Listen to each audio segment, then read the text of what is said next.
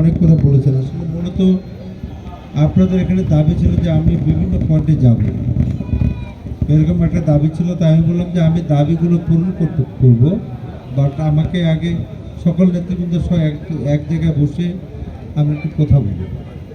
আপনাদের পয়সা ফেলা যেতে হয়, যাবো, ষোলগুড়ি যাওয়া লাগে যাব, 11 মাইল যাওয়া লাগে যাব, অসুবিধা তো নেই, যাওয়ার তো সমস্যা নেই।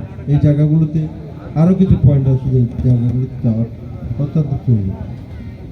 আমাদের কবিরাজ ভাই বললো যে তার রাস্তাটা দেখবার জন্য, আমরা অবশ্যই এগুলো দেখবো, খেয়াল করবো।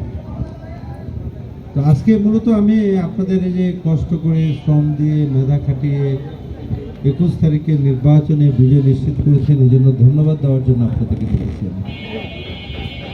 দেবপুর ইউনিয়নের সকল পর্যায়ে সকল নেতৃবৃন্দকে আমার প্রাণ ঢালা অভিনন্দন।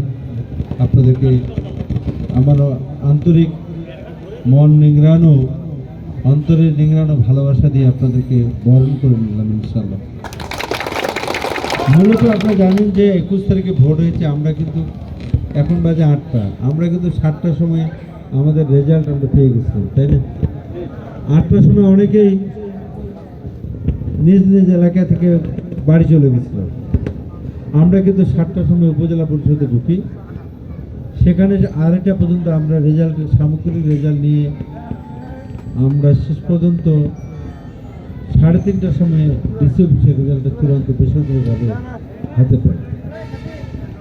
তারপরে কিন্তু আমি 3:30টার পরে কিন্তু আমি বাড়ি যাই, মাথা নেই বাবা, বাবার সাথে দেখা করার জন্য গেলাম। বাড়ি গেলাম 4:30, 4:30 বাজে গেল। তো ইতিমধ্যে আজানও হলো, বাবার সাথে দেখা করে নামাজ পড়ে আর ঘুমাইনি। আমি চিন্তা করতেছিলাম যে 4,88,000 মানুষের বাস ঠাকুর গায়ে, আর 8.5 লক্ষ মানুষের বাস, এতগুলো মানুষকে নিয়ে আমার কাজ। আমি তো অঙ্গীকার করেছি নির্বাচনের 1 মাস আগে, মোশাররফের অঙ্গীকার পরিশোধ হবে জনতা, তাই না? এখানে কি শুধুমাত্র কোনো এক পক্ষের মানুষ ভোট দিয়েছে? সব পক্ষের মানুষ ভোট দিয়েছে। কোনো একটা বর্ণের মানুষ ভোট দিয়েছে?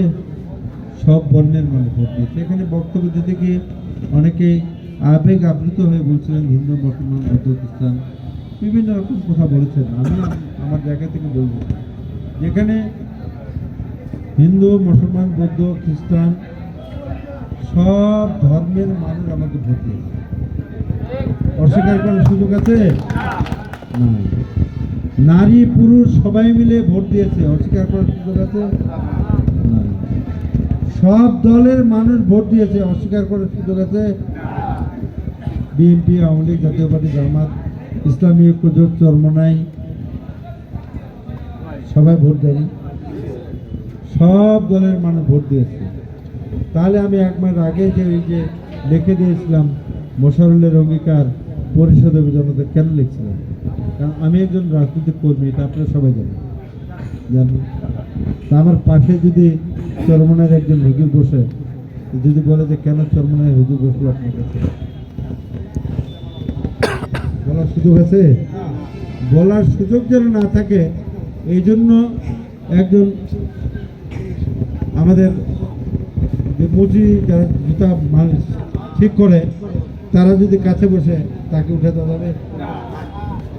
তার মানে সব বর্ণের মানুষ, সব পক্ষের মানুষ, সকলে বসার সুযোগ আছে আমার পাশে গিয়ে, আছে না? এইটা করবার জন্য নির্বাচন কমিশন যখন সিদ্ধান্ত দিল যে এবার স্বতন্ত্র নির্বাচন হবে, মাননীয় প্রধানমন্ত্রী যখন আমাদেরকে 5,000 নেতা কর্মীকে ডেকে বলল যে এবার স্বতন্ত্র নির্বাচন হবে, যে নির্বাচনে প্রতীক থাকবে না, যে নির্বাচনে দলীয় কোনো বহিষ্কার থাকবে না, যার যার মতো করে নির্বাচন করবেন, কারো পদ হারাবে না, নির্বাচন শেষ হয়েছে। পদ হারাইছে কারো? হারায়নি। এটি জননেত্রী শেখ হাসিনা সিদ্ধান্ত দিয়েছে, যার কারণে আমরা স্বতন্ত্র নির্বাচন করেছি।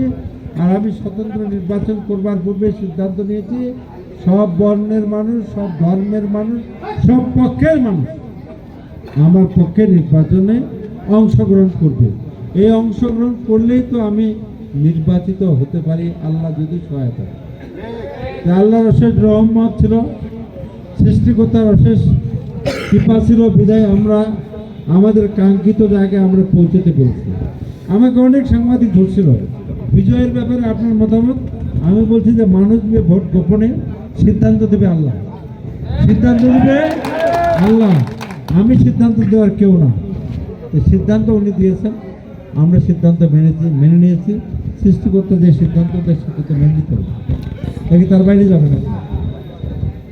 এর সিদ্ধান্ত আমরা নিয়েছি। অতএব আপনারা যারা এখানে উপস্থিত হয়েছেন, আপনাদের কাছে আমার অনুরোধ, আপনারা অনেক কষ্ট করেছেন, অনেক মানুষের কাছে হাত ধরেছেন, অনেককে বুঝিয়েছেন, ভোট দেওয়ার জন্য বলেছেন, অনেক ষড়যন্ত্র ছিল, অনেক কথা ছিল।